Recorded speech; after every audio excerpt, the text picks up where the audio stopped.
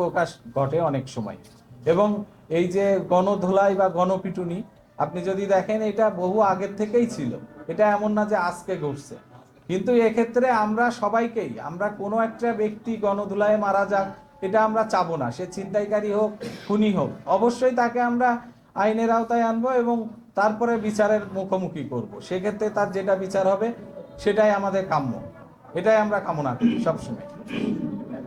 এই একজন আছেন, আমি ওই যে ভাই আছে, হ্যাঁ যথেষ্ট হেরা, আমি দেখি আন্তরিক, আমার ছেলের প্রতি অনেক আন্তরিক, আমার বাসায় গিয়ে এবং মোবাইলে প্রতিদিন আমার সাথে যোগাযোগ হয়। আমি বর্তমান আমি আশা করি আমার ছেলের, কিন্তু আশা করি হইব পরবর্তী, আমি আরো দুজন আছে আসামি, এলে আমি পুরো সন্তুষ্ট হব।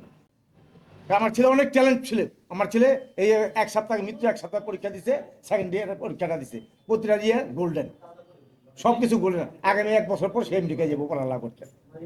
আমার ওরামপুরে আমি হারাইছি, এই আমার ছেলে আসলে একটা ছেলে হচ্ছে।